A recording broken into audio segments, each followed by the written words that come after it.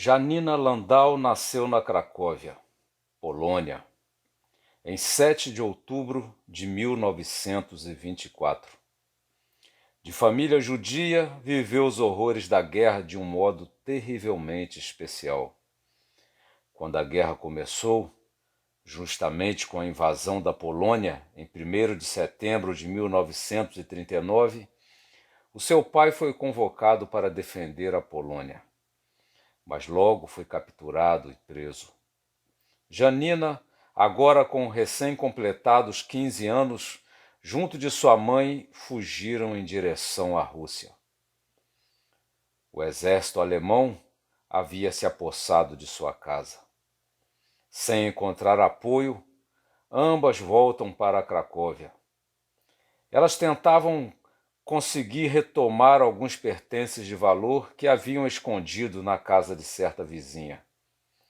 Quando chegaram, perceberam que aquela busca não tinha sentido, porque esses objetos eram grandes.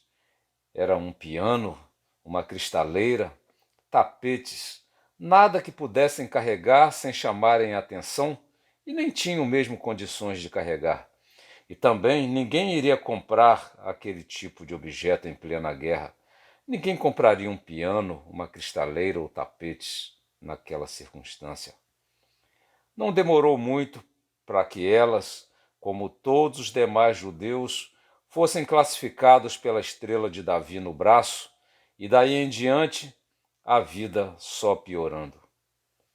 Perdendo o direito de trabalhar em bons empregos, Janina aceitava qualquer subemprego, até que todos acabaram sendo confinados nos guetos. Ali, nos apartamentos onde vivia em média uma família, agora viviam pelo menos 4.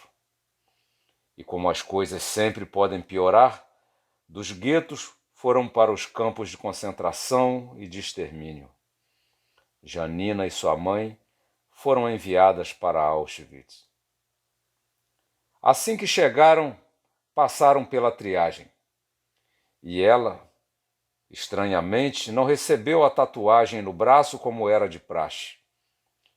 Na verdade, sem ela saber o porquê, é porque ela havia sido detectada com uma alergia e foi colocada entre os que seriam executados.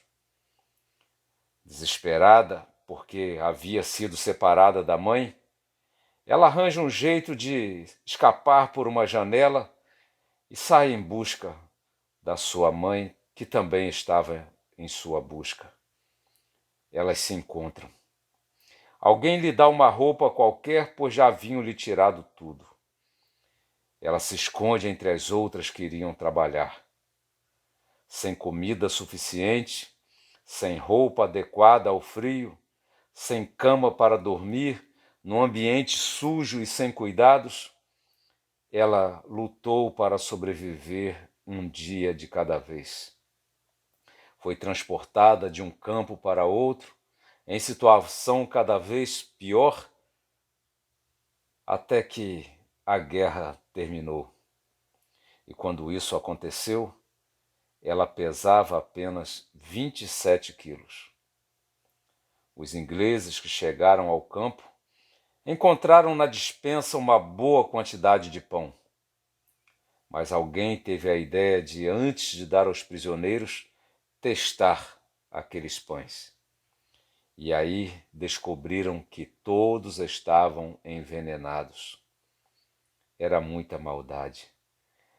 Os sobreviventes estavam famintos, mas como aqueles sedentos no oceano que não podem beber a água salgada, pois ela lhes mataria, eles também não podem comer o pão envenenado pelos nazistas.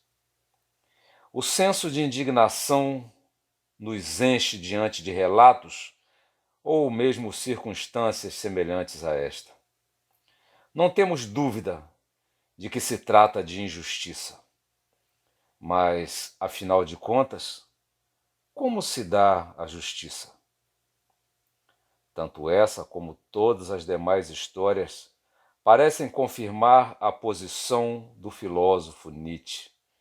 A posição de que justiça não é um estado de coisa, não é algo estático, não é um direito. Justiça é algo que se estabelece de modo dinâmico, sob tensão, no atrito, no confronto, na luta. Para Nietzsche, nossa dificuldade de entender a justiça está em associarmos justiça à igualdade. Para ele, justiça precisa estar conectada à liberdade. Uma liberdade que luta para se manter livre. É nisto que consiste a justiça, no conquistar a liberdade. A guerra contra a justiça é a única forma de fazer justiça. Não guerrear contra a injustiça é deixar a injustiça se alastrar, consolidar posição. Na visão de Nietzsche, nossa liberdade está sempre ameaçada. Ela sempre está em risco de se tornar apenas uma fantasia, uma aparência de liberdade. Então, a liberdade que se impõe contra qualquer forma de alienação cria a justiça. Isto vale para todo tipo de relação. Quem não percebe as ameaças à sua liberdade e por isso não se levanta contra a invasão de seu espaço, está facilitando a injustiça. Justiça existe no equilíbrio das liberdades que se enfrentam. Há um paradoxo na liberdade, pois a temos para lutar para tê-la. O que usa a liberdade para não lutar, perde a liberdade. O que usa a liberdade para lutar, a mantém só enquanto luta. Grandes injustiças costumam começar como pequenas injustiças, testando a reação do outro. Na ausência de reação, vai se abusando cada vez mais. Ver a justiça como uma igualdade dada antecipadamente seria um tipo de fraqueza daqueles que veem a igualdade como um direito, não como uma conquista.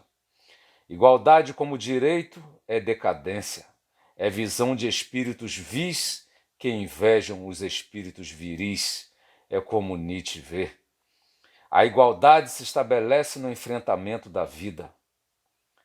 Desde a igualdade entre marido e mulher até aquela entre nações, não são determinadas por teorias, são determinadas por práticas. Desde a luta para sobreviver num campo de extermínio até aquela por uma vaga na universidade, é na luta que se conquista. O que se chama de equilíbrio da justiça neste mundo não passa de certo estágio onde as forças se equivaleram. Não há estabilidade. É algo como se alguém empurrasse outro até que aquele que está sendo empurrado encontre um lugar para apoiar os seus pés. Ali, ele consegue conter o avanço daquele que lhe empurra.